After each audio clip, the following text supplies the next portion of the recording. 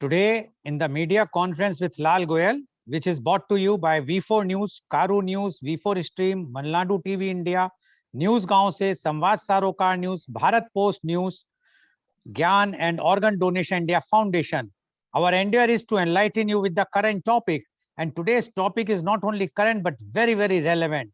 And the topic is science of aging. But before I will go to our main topic, I would like to inform you that today world is observing World Wildlife Day.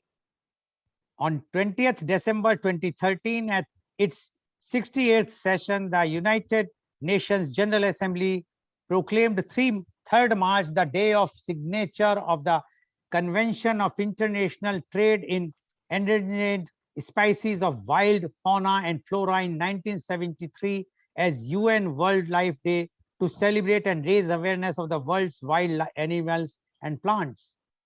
World Wildlife Day will be celebrated in it's celebrated every year with different themes as a way to highlight the central role of forests, forest species and ecosystem services in sustaining the livelihoods of hundreds of millions of people globally, and particularly of indigenous and local communities with historic ties to forested and forest adjacent areas. Media conference with Lal Goel wish you all a very happy World Wildlife Day. And today also the other day is World Hearing Day.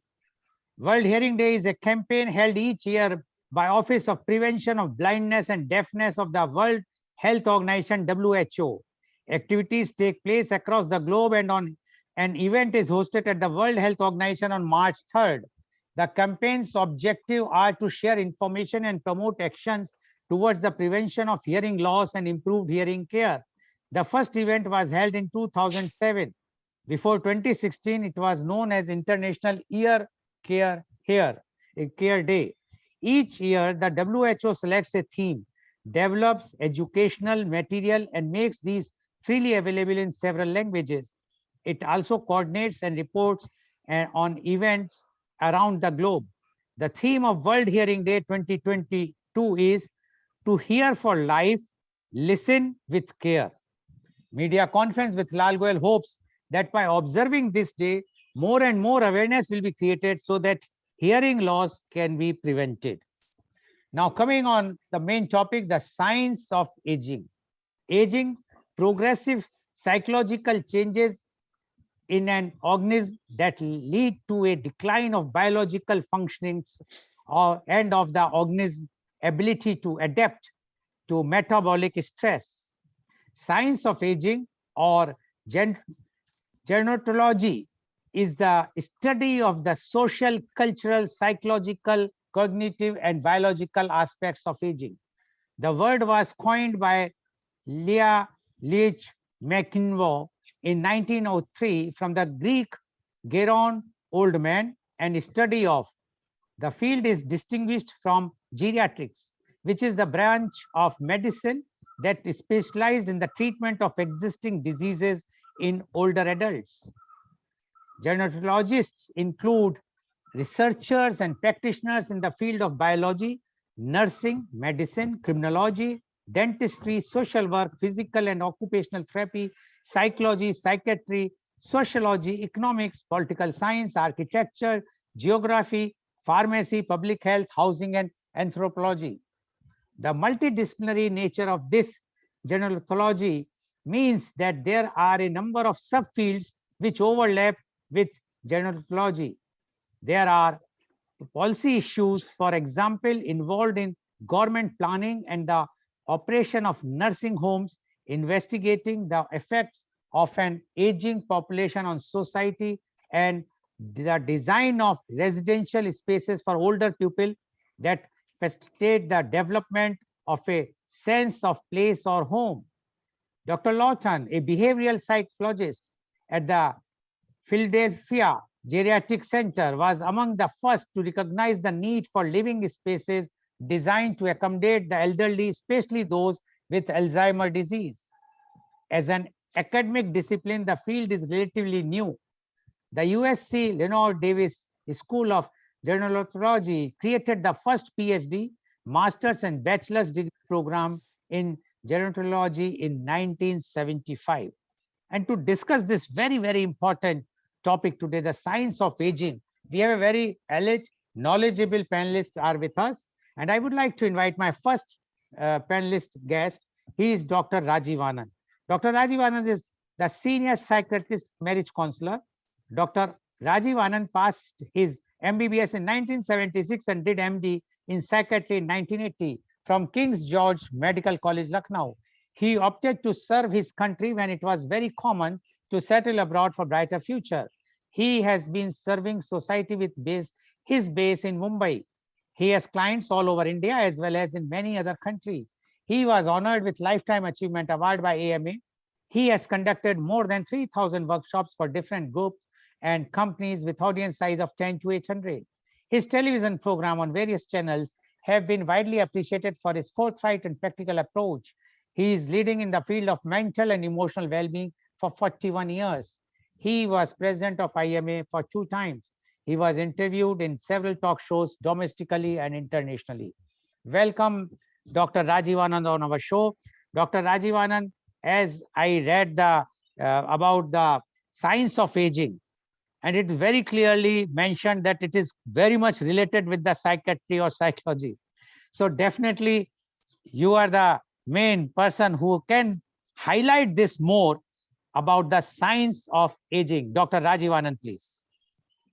Yes, good morning, Mr. Lal. Thank you for the introduction. I believe I'm audible clearly. Yes, please, go ahead. Welcome, Mr. Prabhat, who is a dynamite in energy, dynamo in energy. Always producing energy. I learned a lot from him, how to remain young, how to remain energetic. So is with Gita, who is a role model for thousands of people in Ahmedabad, and so is Vivek Joshi, who would love to be called youngest among all of us. Vivek, you are still in 30s. Good, I know that you are not, but Vivek is the youngest. So, well, this topic about science of aging fascinates everyone. None of us want to become old so fast, but we are becoming. Anything which is born is getting old, and we can't help it totally. We are scared of getting old. Everybody is scared of getting aged and old, while the aging process is inevitable. Why Mr. Lal has decided to settle on the topic of the science of aging. Aging itself is a complex topic. We are adding science to it. Till about 100 years back or 200 years back, the world was divided into different places, different islands, not so easily connected to each other. So if somebody had a good experience of good diet to live long in an island in Japan, other part of the world couldn't know. For some Mediterranean diet were being seen as very healthy diet to increase the longevity of the life and for a healthy living. The millions of people in the world could not know because there was no medium. Then gradually the science evolved, technology evolved, the internet evolved in the recent 2.5 decades, 3 decades. And whatever an individual or a group of individuals or a section of society was experiencing could be spread to other part of the world, to the other section of the society, to the other countries. And whenever anything can be replicated without any bias by other group of people, and the similar findings are found or similar results are found, then it becomes part of a science. I may say individually sitting in one corner of the world that I take 10 glasses of water and I feel young. That may be my individual experience. But if there are 200 people or 500 people or 5,000 people or 5 lakh people who say, yes, 10 glasses of water is healthy for every individual, then that becomes part of science. Today we are talking about the science or the scientific aspect of aging. We have to accept we are carrying a body. We know the name Rajiv, Prabhat, Gita, Vivek. We don't know or we don't realize that that name is just a filmy name. The moment we are out of this world, name would disappear. We are carrying a highly evolved technological body. Highly technologically evolved a machine which is working around the clock, of which we are the owner, of which we are the master. And we have control on it up to some extent to manage it. And what exactly I mean by it? By remaining scared of the old age, by remaining scared of the death, which most people are, because fear all over the world is death. By remaining scared about hospitalization and major diseases, one doesn't help himself. Even the third wave has not settled down completely. People are talking about the fourth wave. I heard from Canada, some people are talking about fourth wave. I heard from local people in Bombay, fourth wave. Isn't that totally misplaced? Everybody become messenger, everybody become a spreader of the negative news, the fearful news. And every one of us grab it left, right, center. Whole newspaper is full of negative news. So let's first look into, do I know enough about aging process? Am I ready to learn a little more? If I am, then I'm ready to control my life up to a great extent. God has empowered us. Nature has empowered us. That's why I admire people who are close to the nature. They are lucky, they are billionaire by themselves, if they're close to the nature. They may not have tons of money in the bank account, but they have tons of nature to help them live joyfully. So back to scientific aspect of it, I think those who may not have read on this topic need to know that how many cells this highly evolved technological machine called body, how many cells it does have? 30 trillion cells. To me also 1 trillion wouldn't make sense how much it is. I may know 1,000, I may know lakhs, I may know crores, but what trillion does make it? So if I draw a figure of 30, after that I write 30 again, 30 I write, and then I write 30 and then again 30 and then again 30 and again 30. Means 12 after 30. That would make 30 trillion cells in the body. And out of this 30 trillion cells in the body, they're not static, they're not static. They're constantly changing. So every day, almost 330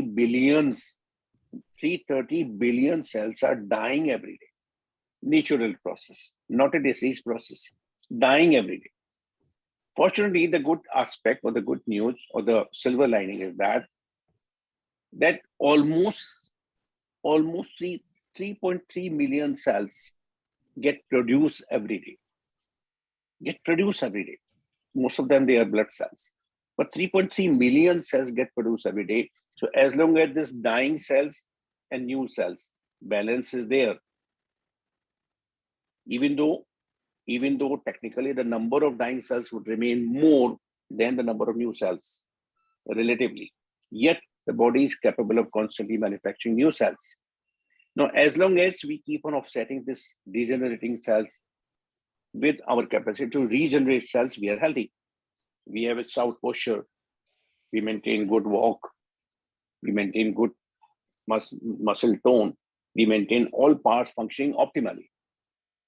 But when we don't supervise it, as happen in most of the cases, or when we abuse our system by excessive food, or excessive sleep, or excessive rest, or other kind of toxins, or the kind of various other addictive substances, then we expedite the rate of degeneration.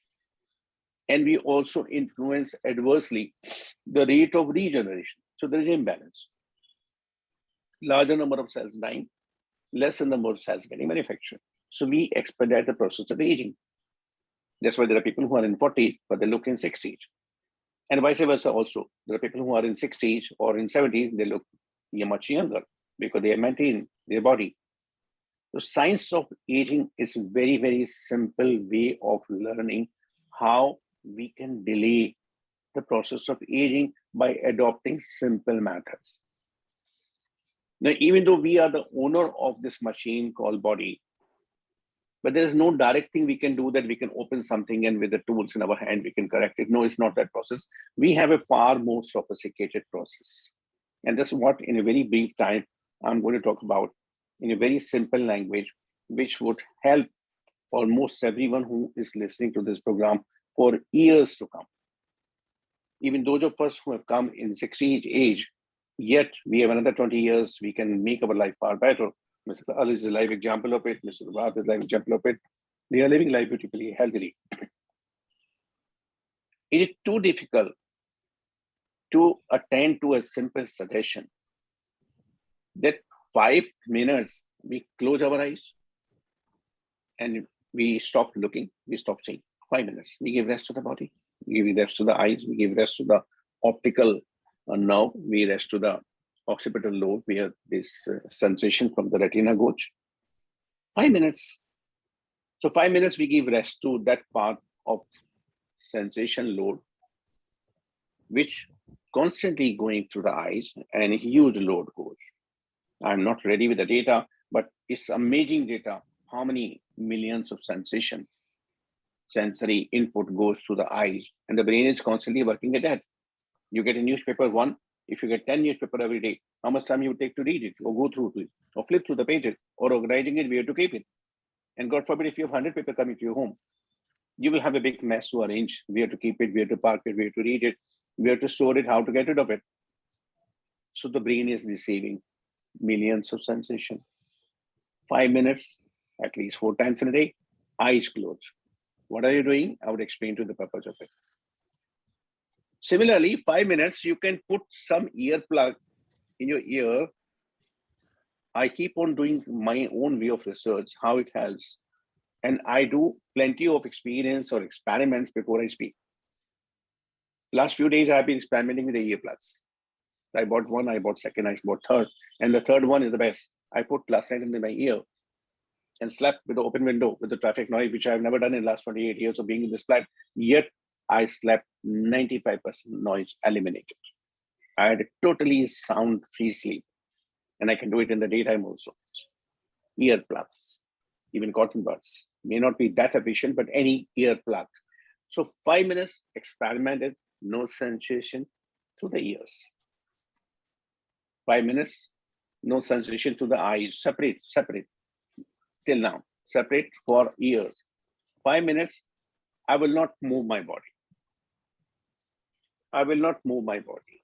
I will stay still as best as possible. As best as possible. 5 minutes separately, I will not talk. I will not talk any word. Is it too difficult a task to keep quiet 5 minutes? Let's begin with 5 minutes of each. Stopping seeing, separate time. Stopping listening, separate time. Stopping moving your body, separate time. Stopping talking anything, separate time. And then gradually merge them. At the same time, you will neither move body, you will neither see, you will never hear, nor you will talk. Same time. So once you have 4 wheels, these 4 sensations, stabilize or make them still, then your 5th one, the thought process, which is running at a speed of huge speed, almost 300 thoughts per minute, 60,000 thoughts in 24 hours. So that will become less. And moment that curtain of thought static goes down, you get access to something which all of us have heard about, but have not understood that deeply, which I am learning for last almost 45 years extensively reading. I began reading on the subject way back in 69 and reading continuously every day beside my academic. Then you get access to the higher level of consciousness. Higher level of consciousness, the word, all of us have heard about it. Of course, there are various gurus, various programs, various new age gurus, various places where this is packed and repacked and sold at different kind of MRP and that higher level of consciousness. But the fact is that you have possibility of accessing that higher level of consciousness, which is running your body, which is making your heart palpate, which is making your blood run, which is making every part of your body function optimally. We are not aware about it. But right now, everything happening in the body, right from digestion of the breakfast, which we took half an hour back, or the blood circulation, or the making of the urine, or making of whatever else, we all are slightly less conscious about. A beautiful system body is being run by that higher consciousness, which come to us subtly, digitally. This word wouldn't have been easily acceptable till 20 years back or 15 years back. Now we all have Bluetooth. Whole music stream is passing through Bluetooth. Invisible, intangible, but everything is reaching, my voice is reaching to you by Bluetooth. No wire, no touch. Similarly, the higher conscious energy is going to us, getting downloaded without being aware through that technology.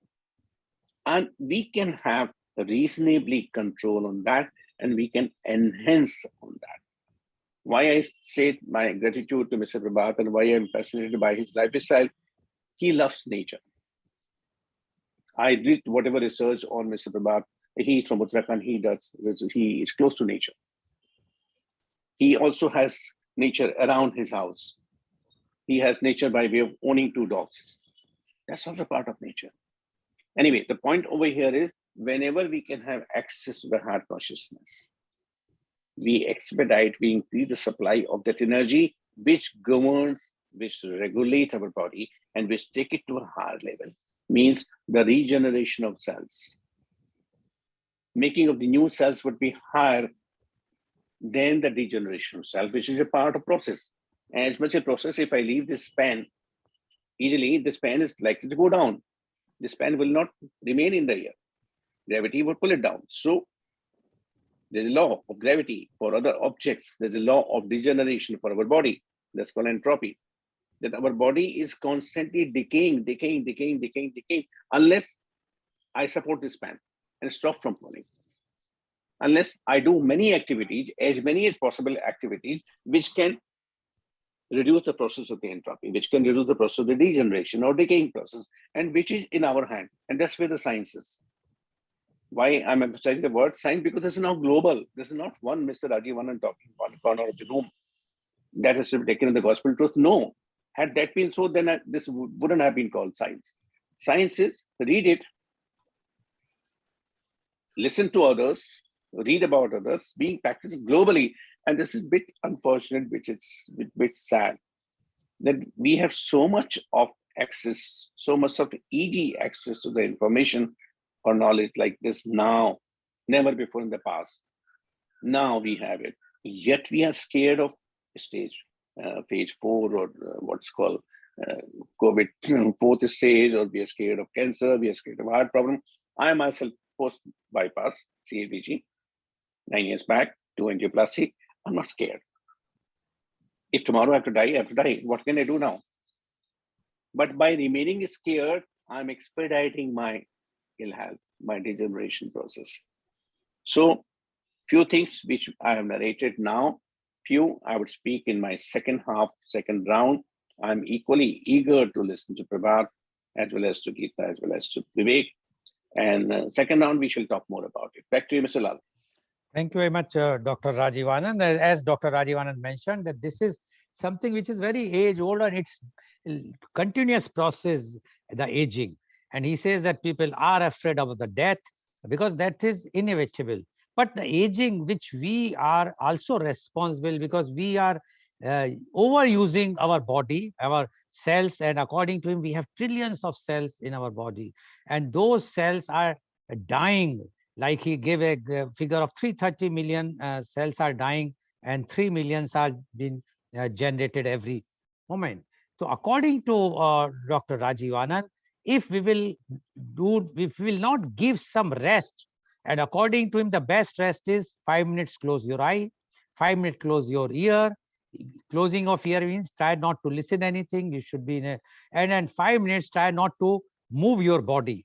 And if it can be clubbed together, then you will get a complete rest. And which is, he also mentioned that many of our spiritual gurus in India is propagating this thing in different names of whether it's a transcendental meditation or param sukh or whatnot, they are giving in a different way. But the main thing is that you have to give the rest to your body so that the process can be delayed. It cannot be stopped. After all, it has to, those who have taken birth, they have to die because of the aging, but still you can delay it. And the delay can be done with these types of things, which he has explained. And I'm sure in the next round, he will explain more, because this interests everybody. Everybody knows that aging is there. And especially when you cross 50 or 60 years, then you feel that now the time is to take rest.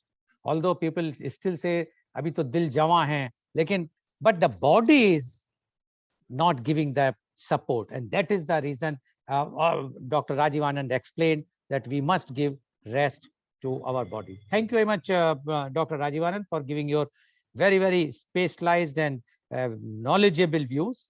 I'm sure our viewers who are watching our show today will get a very good insight about the science of aging.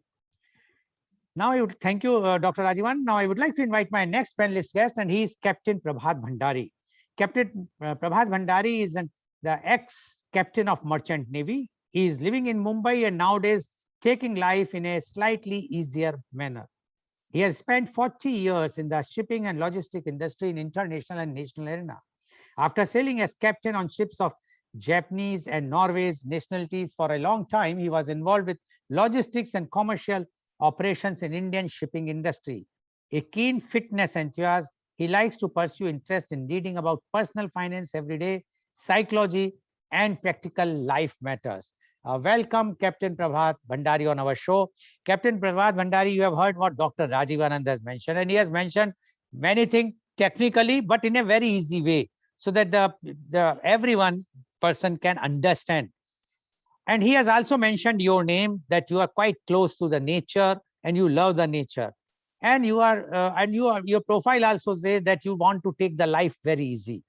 Definitely, we would like to know your views on science of aging. Captain Prabhat Bhandari, please. Please unmute. Thank you very much, Mr. Goel, and good morning to all my other panelists and viewers. So, I would say, for a person who is not a public speaker like me, when he is asked to talk in public, it's a complicated matter. And this particular subject, science of aging, it is a complicated subject. So for me, I'm going to be talking about absolutely individually my take on it. The science of aging, gerontology, as it is called, I read it in the books, and the scientific part of it, I think I have to leave it to experts, the scientists and the medical profession. But I'm just going to have my view, a layman's view on it. The science of aging, the process of aging itself is a difficult process. It's a complicated process. And it is also more complicated because everybody is going through that process for the first time. And the only time, there is no retake. You start, getting old, and then you have to go and you have to make the best of it. And in that respect, I would take the liberty also of slightly deviating from the topic of just aging as a science, but I would say that a process of aging could also be easily merged as a science, an art, and possibly also philosophy. My view is going to be a combined view of all these three. So basically, what do you do? I mean, when you're aging, yes, all of us would like to continue remaining young forever. It doesn't happen. It doesn't happen. Not even in the movies. So one has to say that how you can make the best use of it. And then you say that, fine, how you are going to make your own process worthwhile for your own good. What I have done and what I think is I need to see what is best for me. And that is what I try. So how do I go about it? I have a few points which I try to follow and see how I can make it good, or I can make it worthwhile and continue with this process. So my first point is that I would like to continue. I would like to continue doing what I was doing 5 years ago, 4 years ago, 10 years ago, 3 years ago, till whenever I can. So, if I was jogging 5 years ago, I would like to do that also today, maybe with a smaller or a shorter, time span. In this respect, what I'm doing is I am trying to continue what I was doing earlier. But in that, in undergoing that process, you also have to, you have to also take into account the inevitability of, aging where you are. Everyone will age, everyone will go older. And that is something nobody can stop. You can only do what best you can to make it more enjoyable. And in that respect, I have figured out a few things where I say, first thing is get into a very, very set routine on a daily basis by which you are keeping yourself busy in constructive thoughts, constructive actions. Keep yourself occupied in getting bored, and boredom leads to despondency. And the process of aging increases that much faster. So I feel that you have to get into a set routine, get into very, very important part of this is how to manage this is to get into physical and mental activities, get into exercising as much as you can to keep your body fit, do a bit of meditation, do a bit of yoga to keep your mind alive, your mental faculties alive, and to keep your mind calm. There are other things which, life by itself is not just a question of aging process, but you also have to take care of a lot of other things.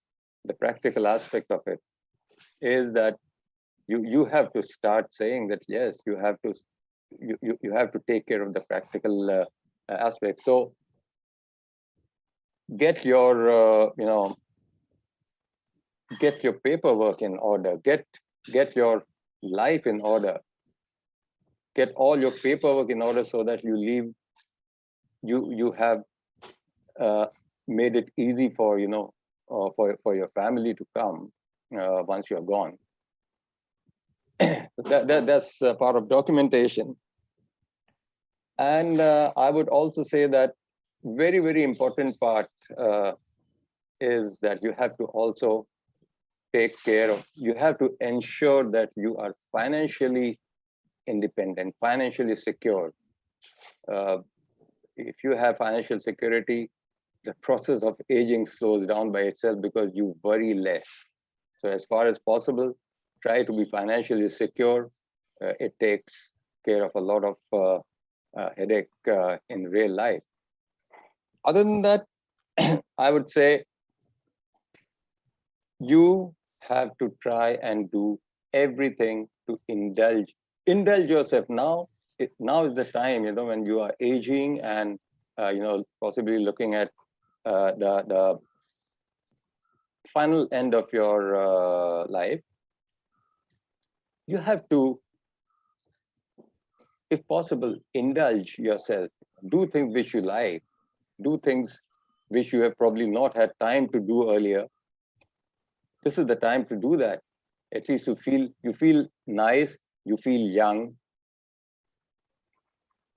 Eat well, eat right, everything in moderation. Do things in moderation. That is a key to a very happy and satisfied kind of living. Dr. Rajiv Anand said, I will also say, about hobbies. People talk about hobbies. Yes, definitely.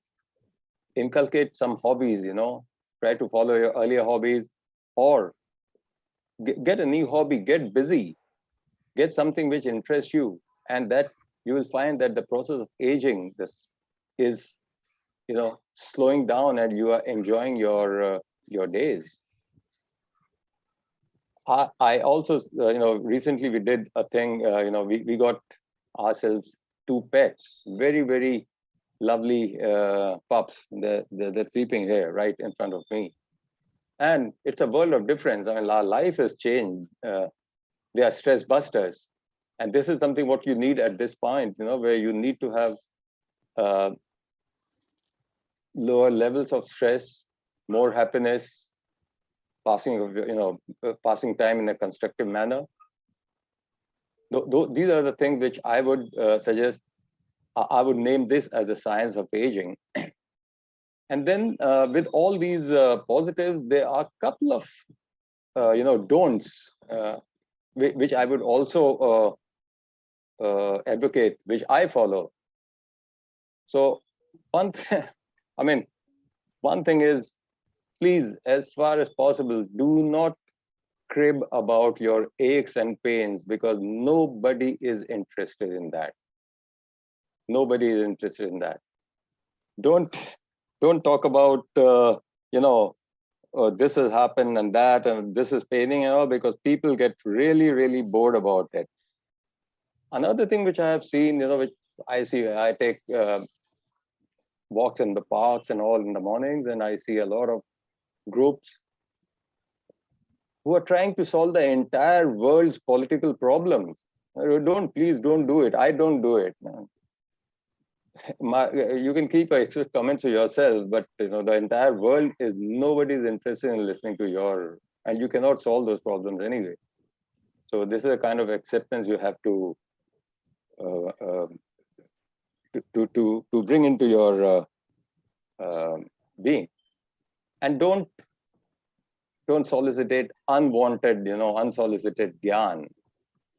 WhatsApp is full of those gyan, and so generally, try to make it easy for yourself and others around you. Don't impose your thoughts and your likes and dislikes on others. So that, I think, is a remedy for little easy kind of living. And that's what I mean by when I say that I'm taking a little bit easy. And yes, there is another don't. If you have a reasonable desire which has probably gone unfulfilled all through your life, please don't hold it back. Go for it. Get it done. This is the only chance you have. So, in all these things, so there's a couple of do's and couple of don'ts. And I feel that this is the way, at least I am trying to go through this process of aging, and you can call it science, art, philosophy, but this is my take on it. Thank you so much. Thank you very much, Captain Bhandari, for giving your views about the science of aging. And Captain Bhandari says first thing is that life should be disciplined. And being a captain, he knows the value of that discipline. But he says if your life is disciplined, you have to eat on time, you have to sleep on time. Everything, if you will do, definitely the body will be not aging as fast as when there is a indisciplined life. Secondly, try to not take unnecessary tension, which is very, very important. And he says the main tensions are the financial tensions. So if you have financial tension, then your aging process is very fast. If you don't have, then your aging will be slow. So he says that the tension should not be there. So try to keep all the paperwork ready so that tomorrow there will be no tensions for you. What will be the future if anybody will have any problems or anybody dies? So there should not be a problem for that. And he also mentioned very, very important thing today, and that is the WhatsApp University. He says try to avoid the WhatsApp universities. You cannot change the political scene or the country yourself, and unnecessary try not to give your knowledge to others. Don't try to impose your knowledge to others. Keep yourself busy, but don't try to impose those things which are true or not true, but don't do it. But according to him, if you will take life easy, routine life, good life, walk, exercise, etc., and timely food, etc., then the aging process can be delayed and you can enjoy your life. And he says that I believe in that, Captain Bhandari believes in that the life is to enjoy in a proper way. And that's why he says that is a science or a technology or a art or a philosophy. It is something which one has to enjoy. Thank you very much, Captain Bhandari, for giving your very, very enlightened views. Now I would like to invite my next panelist guest, and she is Miss Gita Gandhi. Ms. Gita Gandhi is the homemaker at Mumbai. She completed her graduation in home science, specializing in clothing and textiles from MS University, which gave her the knowledge and confidence to run a boutique after she got married.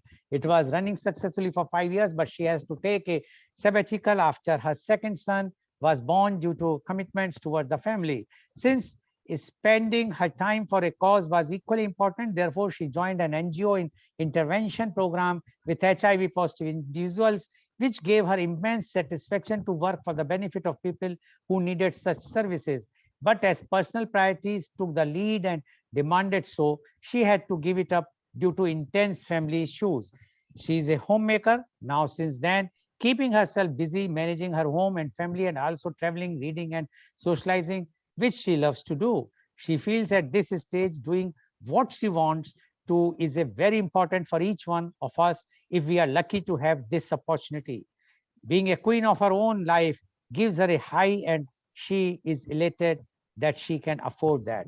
Welcome, Ms. Gita Gandhi on our show. Ms. Gita Gandhi, you have heard Dr. Rajiv Anand as well as Captain Prabhat Bhandari. Both have given their views. Dr. Rajiv Anand more technical views in a very simple language, and Captain Bhandari gave his own experiences about the science of life.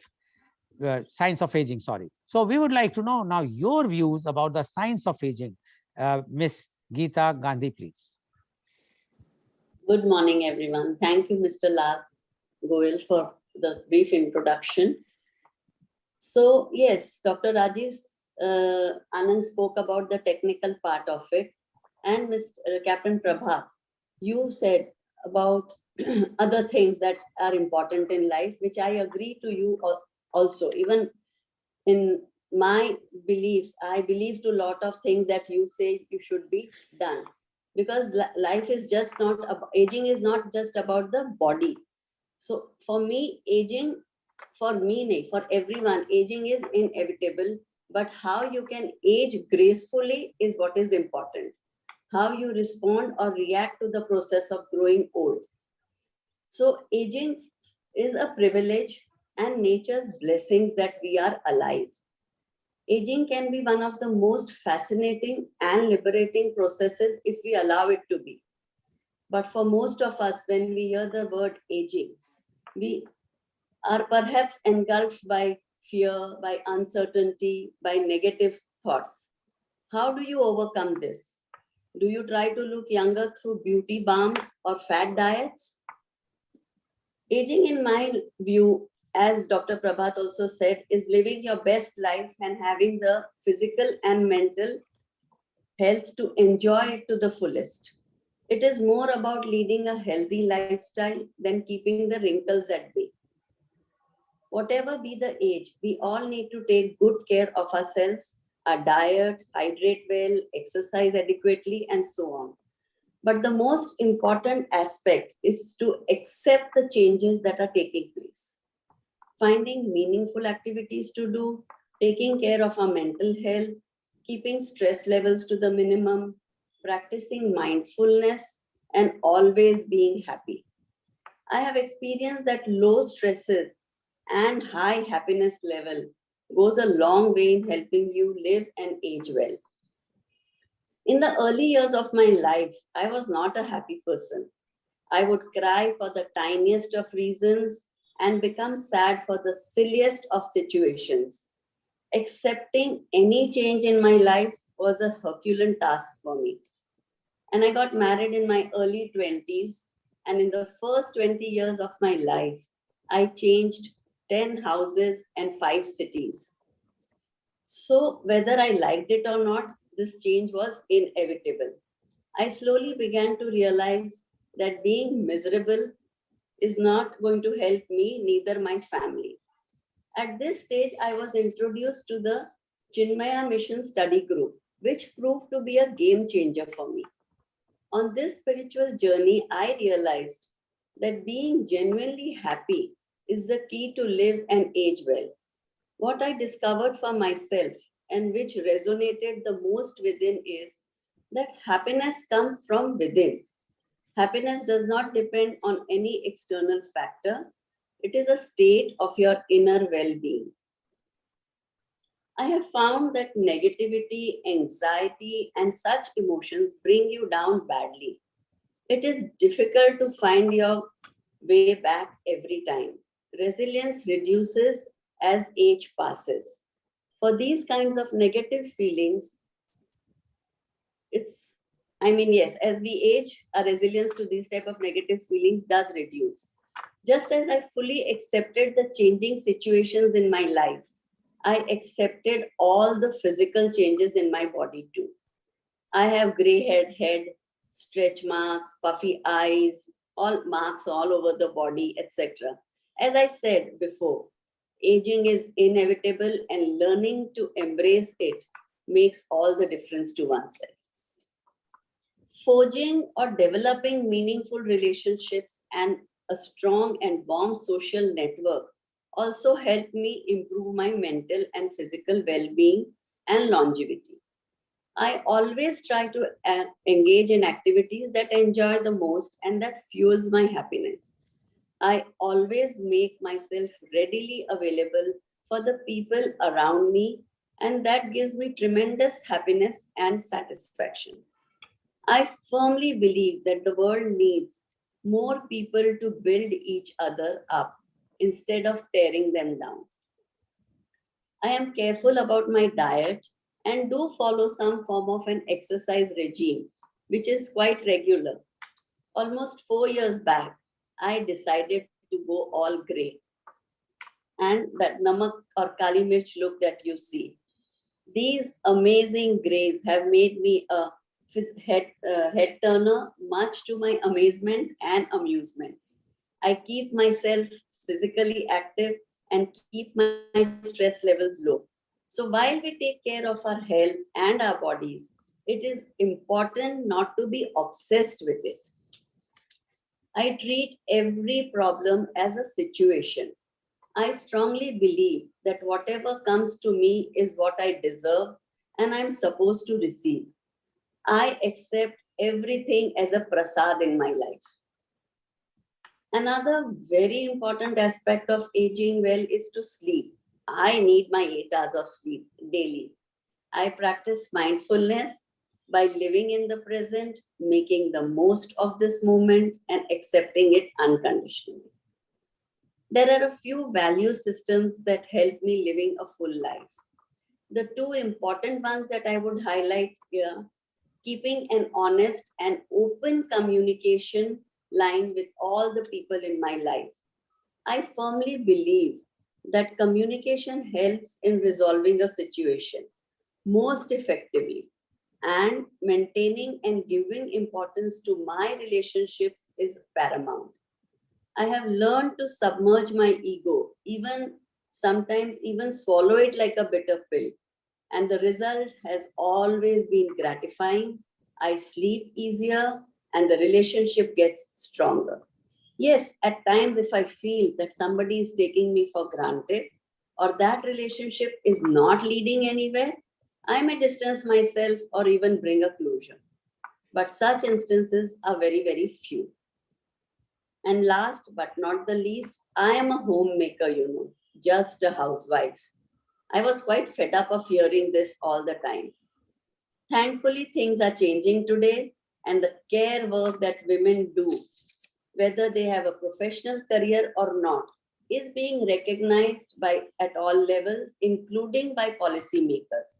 Yes, I did go through the self-doubt of not doing anything, but my husband, my in-laws, and my inner circle of friends made me realize that we are not just the housewives, but we are human resource developers. I am of equal importance to the society or the economy as a working person is. So this change or shift in mindset that I brought about and accepted. As I keep telling my friends, I am the queen of my queendom. The size of the queendom does not matter. What matters is to own oneself and one's identity. Create your own path and walk on it fiercely as a Rani. Your queendom awaits you. This is true for everyone. I hope that my thoughts and experiences I have shared with you all today may resonate at some level. The easiest thing in the world is to be happy, if only we allow ourselves to be. I will end with a few lines from a poem I came across on the internet. So feel proud when you say how old you are. It's a testimony to all your struggles and mini awards. Now it's a shame if we say age is just a number, because it's another chance at life's adventure. You see, eventually everything becomes old. So while you are at it, let's try to grow old. Let's live a life creating many, many stories to be told. Let's look forward to growing old. Thank you all so much. Thank you very much, Ms. Gita Gandhi, for giving your personal views, personal experiences about the science of aging. And she rightly said one thing, the happiness, the key of aging, science of aging is happiness. As Captain Bhandari mentioned, how to be well disciplined and exercise, etc. But the key is the happiness. Whether if you are happy, if you are mentally satisfied, definitely the aging will not be that troublesome. Rather, if you are enjoying, then there is no problem. And according to Ms. Gita Gandhi, there is no shame to say that how old you are, because it's an experience. And if it's a happy life, then there is no problem. And she has narrated her own things, how she felt so much scared initially and how much cranky she used to be. But now she has changed a lot, and she has found that the life is very full of happiness if we try to mold ourselves in that way. Thank you very much, Ms. Gita Gandhi, for giving your views on the science of aging. Now, I would like to invite my last but not the least panelist guest with us, and he is Mr. Vivek Joshi. Mr. Vivek Joshi is the director, A. Joshi Strategic Consultants Private Limited. Mr. Vivek Joshi has more than 30 years of international management experience in several functions and industries. He is the author of a book, Startup to Scale Up, Entrepreneur's Guide for Venture Capital, and several publications listed at expertstart.com, publications, videos, etc. He is an alumnus of IIT Bombay, University of South Florida, and IIM Ahmedabad. He is a visiting faculty at business schools and invited speaker on several topics. His interests include yoga and geopolitical studies. Welcome, Mr. Vivek Joshi, on our show. Mr. Joshi, you have heard Dr. Rajiv Anand, Captain Bhandari, as well as Ms. Gandhi. They have given their views in a different aspect, although the goal is same, but their approach is different. Although Dr. Rajiv Anand has mentioned the technical side, but Captain Bhandari and Ms. Gandhi has given their views. We would like to know, being such a highly educated and a person who has been educated in almost the top universities, not only India or but in the world, and with such a experience, definitely we would like to know your views on the science of aging. Mr. Vivek Joshi, please. Thank you, Mr. Goel, and good morning to all the panelists. After so much of wisdom has been shared, so what I'm about to say will probably sound more practical and more simpler. But first of all, I don't like the word aging. You know, aging to me sounds passive. It is as if time is doing something to you. I would rather use the word maturing. It is something more. It shows what you are contributing or what benefits you yourself have. So let's say we are not aging; we are maturing. Therefore, what is it that we bring to the table as people who are maturing? Now, first of all, before we do anything, we need to make sure that we ourselves are, as they say, healthy. Now, Doc has covered a lot of the mental aspects. Let me just emphasize some of the physical aspects. It's very important to keep up with regular exercise. You know, I have two friends. Both of them got heart attacks and bypass surgeries. One took up running after the bypass, the other took up mountaineering. And the chap who started running now runs a 42-kilometer marathon. So the mind-body connection, if you keep your body young, your mind remains young. If you keep your mind young, your body remains young. Just make sure that you don't hurt yourself, because with time, the process of recovery takes longer, and there is nothing which slows you down than bad health. So good health is extremely important, mental and physical, and there's really nothing which can substitute that. Now, moving from health, the other thing which comes is that as maturing people, we have seen a lot of cycles in our life. And that is something which we can contribute to the world. In fact, that is something which no one who is younger to us anywhere in the world, even if he's the president of USA or prime minister of India, has the same thing as someone who has experience, if that person is younger. So what you have is contributing your experience and contributing your advice. Don't be a preacher. People will themselves come to you for advice. People who are younger don't like to be told what to do. People who are younger want to learn from your experience. So be willing to share your experience when asked. But do not preach. Do not try to tell them what to do. That's so it is useful then to sit back periodically and go over your life. And by periodically, I mean you could do it once in 3 years, you could do it in once every year, depending on how you want it, as to what you have learned in your life and how that is relevant. A simple 2-3 page write-up will do. I keep encouraging my friends to write books. I write book. I've written one book, not books. I write a book and papers, so that whatever is there with me remains for the world to use or to not to use as they want. So be willing to share more of this. It also keeps you mentally young when you do these kind of things. The next thing, since I've been connected with the financial services industry, the biggest mistake which maturing people do is they do not plan for their financial future. Keep in mind one thing, that if in inflation, you can pick out a number of your choice, runs at 5 or 5.5% per year. Your savings bank interest is not going to give you that interest, and therefore your interest rate is negative. The other thing to keep in mind is that even if inflation runs at 5 to 5.5, healthcare related inflation runs at 10% plus per annum. And so it's imperative to start doing your financial planning from the age of 50 onwards.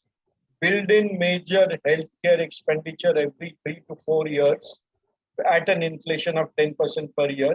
And your yearly planning at 5 to 5.5% of inflation. It is not very difficult to do. Once you do it, it takes half an hour of updating every year, not more than that. Because by the time you're 50, your expenses are fairly clear. One practice which I've tried to do at every stage in my life is make 15-year plans ahead. So these plans can be annual. So to try and, children's education, my kids are not married, children's education, their marriage, etc. But build in enough provisions for healthcare. Realize one thing, that your life now is going to outlast your savings, given the progress in medical technology and how people are remaining healthy. Now, if you're going to rely on your savings sitting in a bank or in FDs, you are likely to run into trouble. So you have to do asset allocation. The earlier you start, the better. You start at 19 years of age, wonderful. If not, as they say, when you do systematic investment plans, the best time to start an SIP was 20 years back. The second best time is today. So I would strongly suggest you do an asset allocation, allocate something to equities, do something for debt mutual funds, fixed income, which is your interest, etc., real estate, and gold. Because otherwise, there is nothing worse than running out of money while you are still alive. one thing to remember in this hyper-connected world is that we are bombarded with a lot of information. Now, when we look at this, there is, sociologists say that there is a continuum from data to information to knowledge to wisdom. As you are maturing, you should be contributing more of knowledge and wisdom. Now, wisdom comes a little more with difficulty to people. I doubt if I will ever have wisdom, but that's a different thing. At least one can have knowledge. And information becomes knowledge when you, of the other things, you also learn to appreciate the context and the history. And maturing people have a much better understanding of history than those who are younger. Therefore, we who are maturing are in a position to see a broader perspective of things, both time-wise as well as in other aspects. And it is important in this day and age of information overload. The other thing I would emphasize is that, there's a very good book called Factfulness, and it's humorous also. I would recommend that people read it. He has shown data saying that the conclusions that the media leads you to are actually diametrically opposite from what reality is. This world is much better, and human condition is much better than what it has ever been. And therefore, that is something to feel positive about. And positivity is good because positivity should spread. So our parents did a wonderful job in giving a world better than what they received. We are doing a wonderful job in handing over humanity, as and when we hand over humanity to the people who come after us than it has ever been. I would strongly suggest that those who feel that the world is overcome with violence and terrible things, read this book, Factfulness. There's a second book you can read called Abundance, which shows how good the human condition today is. So that is in terms of feeling good about it. The next thing is realize that technology is now a force which is going to accelerate. And while technology will keep on becoming more complex because of something called convergence, the use of technology will become easy as long as you are willing to use it. Because people will give you these interfaces, application processing interface on your mobile, etc. It's very important, and I see that in people who are older with me, that there is a lethargy and inertia towards technology. Now, if you're going to do that and you are still in this world, you're getting out of touch with the world. What is worse, you're getting out of touch with people who are much better in touch with technology, and that includes a lot of people who are younger. So one way to relate to the young and therefore to the world is to be comfortable with technology. You don't have to be an expert as to how the Windows, Microsoft coding works, but you should be able to use these things and use some of these other things which come about. Now, in terms of so that's one aspect is technology. The other aspect is in the corporate world, it is always said that try and dress 1 to 2 work levels about your work level, because you're trying to show that you are good enough to be moved to that other work level. It is said, that when you are promoted, you must grow into that job. So you must act as if you are in that job. What you have to do in your job, in your career, etc., of course, one has to. But it is, if you want to be able to relate to people, it is important that they do not feel that you are either a victim or you're obsessed with your age or your maturity.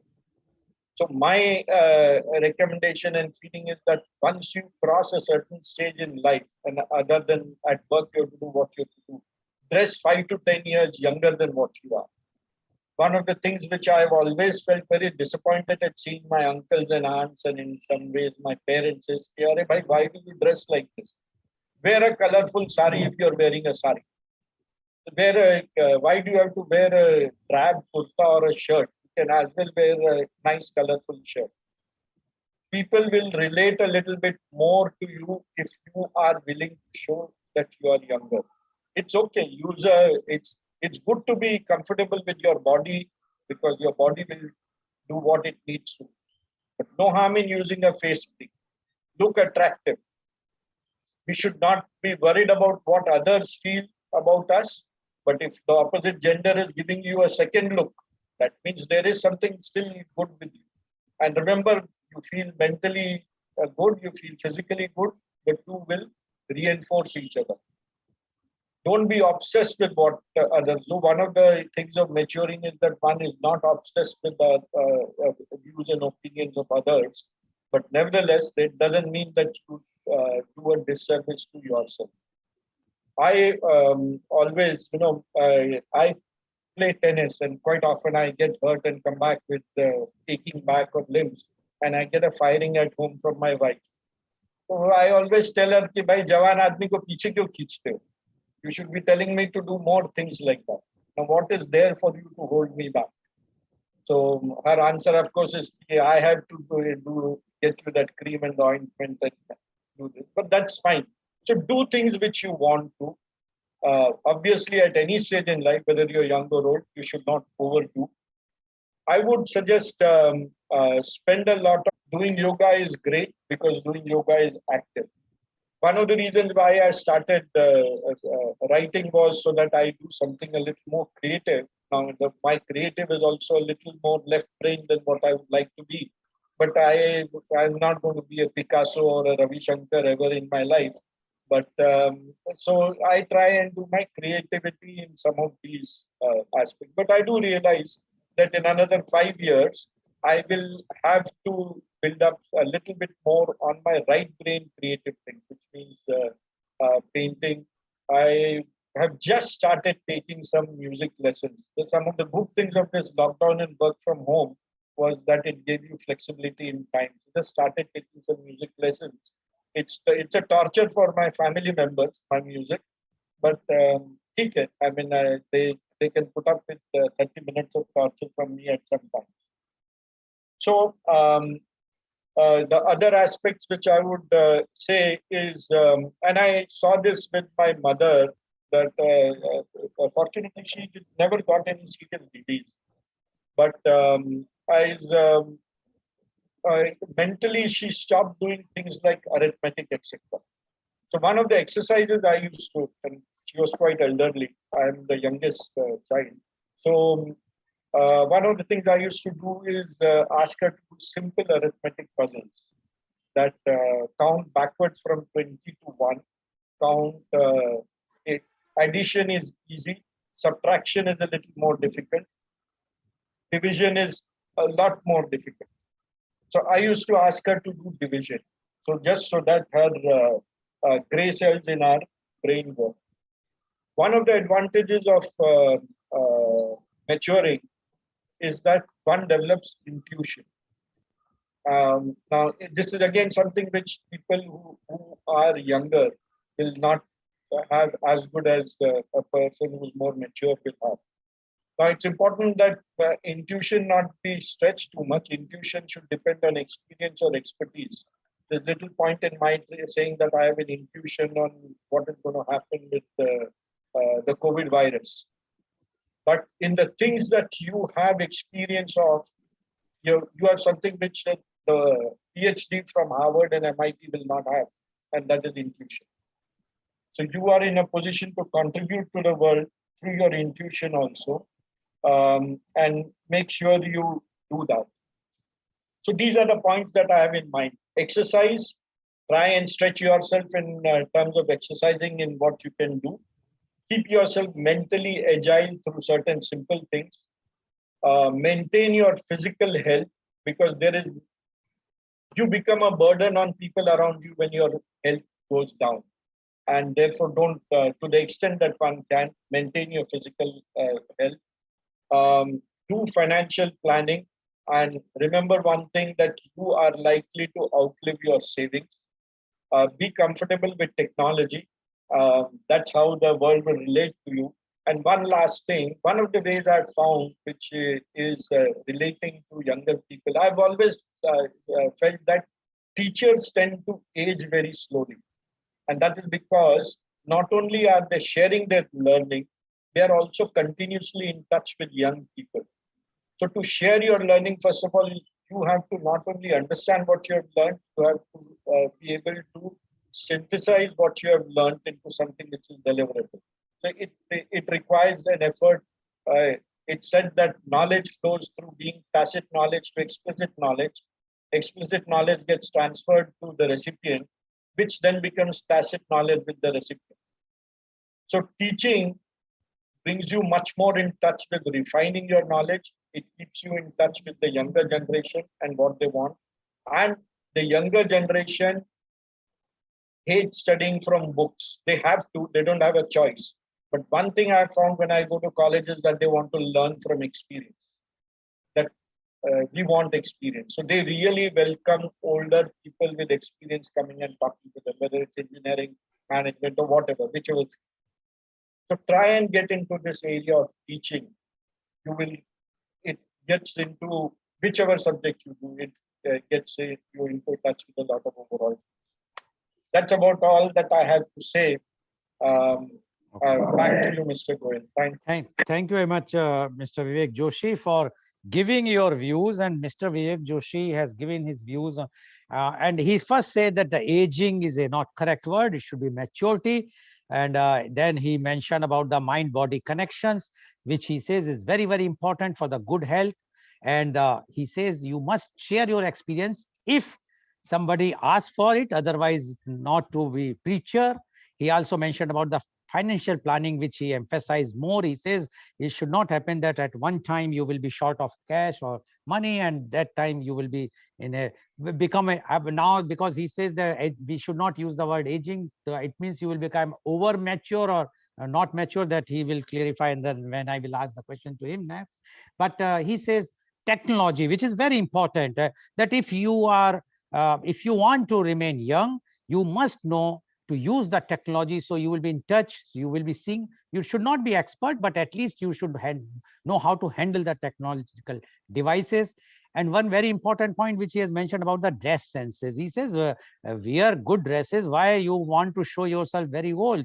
You should wear colorful dresses and always be smart. Like Dr. Rajiv Anand, he always, sometimes I envy with him that he always, and it's a very good thing. It's I was not knowing that it is also connected with the aging or maturity. So I will also now try to be dressed like this. But one thing which he has also said, try to share your learning. And that is very important. He says that's why the aging process in the teachers are not that much faster than the others, because they share their experience and they are always connected with the youth. And that is a very, very important point which Mr. Vivek Joshi has mentioned. So thank you very much, Mr. Vivek Joshi, for enlightening all of us with your vast experience and knowledge. Now I would like to go to our panelists for asking some question. My first question goes to Dr. Rajiv Anand. Dr. Rajiv Anand, you said 5 minutes, no hearing, no seeing, and 5 minutes, no moving. So it's like a meditation, and which all those you have also mentioned.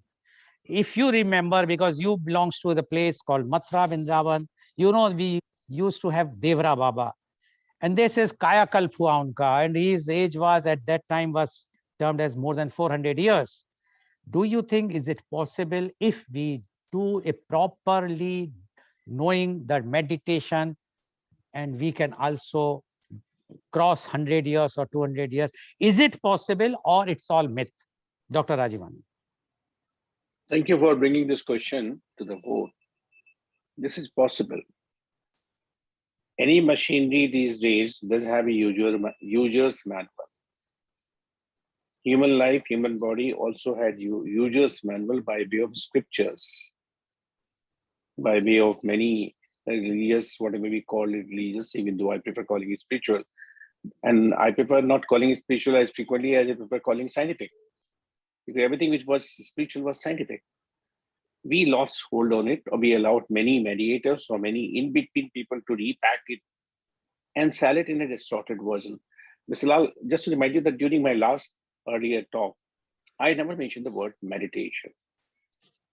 No, you have not mentioned. I'm using the word. Because I'm reasonably cautious about not using the word meditation, because meditation word has been taken out of context by every Tom, Dick, and Harry. Even people who have not passed even 10th class, they are meditation gurus. Or even people who are 18-year-old, they try to teach me meditation when I am 68, 50 years ahead of them. But the meditation word has been taken to be totally out of context. Let's not discuss that. We shall have a full debate on that. The scientific aspect of it, if you have a body which has its own reasonable complexities, you also have been given enough tools inside you to manage it. I would just give me a minute more to describe two things more. One, Vivek has triggered that point, which I was about to forget. As long as you are growing, as long as you are learning and growing are two sides of the same coin. I read a lot on this topic. As long as we are learning, we are growing. Moment we stop learning, we stop growing. And both are inseparable aspects of the same coin. For teachers, doctors, professionals, including Mr. Joshi, Mr. Lal, hats off to you for the last 2 years, you're growing. Had you not been doing media workshop like the way we are doing it every day, you would have been lying on the bed at the moment, having a third or fourth cup of tea. You wouldn't have been growing. But today you have so many topics over the last 2 years. So many topics, 600, 700 topics we have discussed on that. Second part, I would say that we are totally inattentive or careless about 5 aspects of our life. One is thinking, which is in discipline. We need to regulate it. We think for everybody else around us. वो क्या सोचता होगा? वो क्या सोचता होगा? Putin क्या सोचता होगा? Biden क्या सोचता होगा? As if we have been given sole content to think about 100,000 other people. Sorry, regulate your own thinking. Then breathing, which is the connectivity with the cosmic world, cosmic energy, divine forces. We allow our breathing to get disturbed and go disarray by everything happening around us. Oh my God. Or so on and so forth. Many ways we allow our breathing to go totally out of our control and we suffer many diseases and old age. Third is eating. What goes inside us, if it is not in my control, then I would be lying in a bed in the hospital helplessly.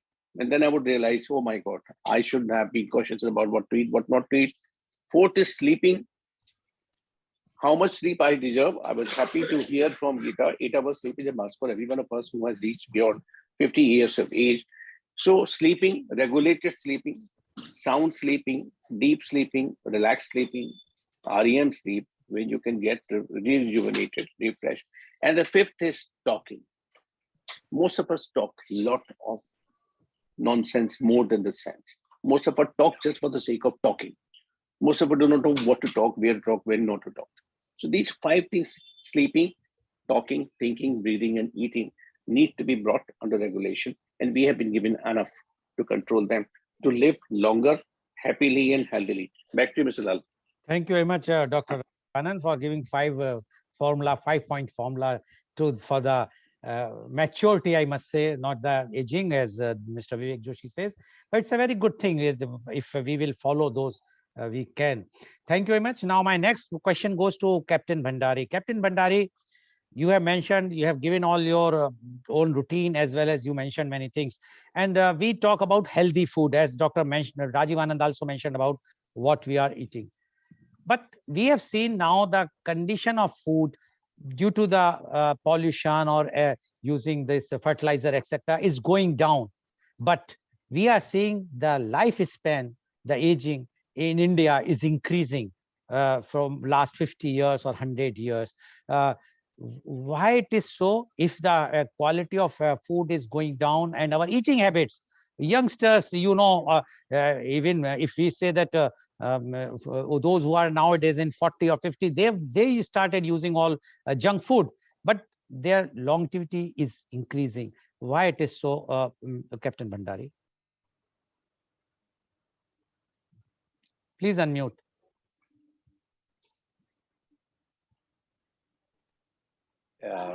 Mr. Goel, very good question. Also very practical, in present day circumstance. So I would say eating right is the key for longevity. And you said that, the quality of food is going down and but still the longevity is increasing. I would tend to disagree here because I think the quality of food is definitely going up. Also, the biggest thing is that the awareness about what we are eating is increasing. even in the younger crowd today. So we've always had, you know, I mean, in Indian food, it used to be always fried stuff. And I think that was one of the biggest disadvantages, you know. And how many times do you have fried stuff? I mean, I don't. We don't have fried stuff. And when I talk to so many people around me, the wrong kind of food, an occasional samosa is fine. It's okay. You know, I also love it. Okay. So, but what you are saying is a bit quite debatable thing, that Indian All food right. versus. But we will take this topic also sometime. Thank you very much, Captain Bandari. Now my question goes to Miss Gita Gandhi.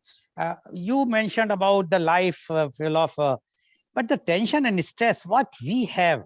Even everyone is having, as Mr. Vivek Joshi said, that it has to be so. How we can mature or aging to comfortably with such type of tensions or stress which we are facing today in our country, in at least in India, because earlier we used to have a joint family and everything we shared, but now the nuclear family, we have to face our all those tensions solo or alone. So what you say about this? Yes, so Dr. Lal, I agree, we all have stress and tensions in life. But the key to is it how we deal with it. Okay, we don't have joint families anymore, but I'm sure we all have set of friends, our children, our near and dear ones whom we can share our stresses with. But people have become very secretive. They want to keep everything within. Till you don't open up and have an open communication, like I said in my talk, it's not going to help. Okay. So how truthful you are to yourself is the key to it. Okay. Thank you, Mr. Gandhi. Now my question goes to Mr. Vivek Joshi. Mr. Vivek Joshi, aging or maturity, whatsoever is demographic. I will give you an example that in India, in the year 2019, the age limit, the maximum is average age, you can say, the 69.66 years. While in USA, it was 78.79 in the same year, and UK it was 81.20 year. So why it is happening in India, where we are with so much contents, joint family, meditation, and I will not use the word meditation, but all those things we are having, the temples or mosques, everything, religion. So why, Mr. Joshi? Both in answer to this question and in general, it's important that data points not be seen in isolation. Now we are saying India is at 69 years, yes. But India in the 1900, the lifespan was 27 years. At independence, it was 37, 38 years. Now today, India is at 69 years.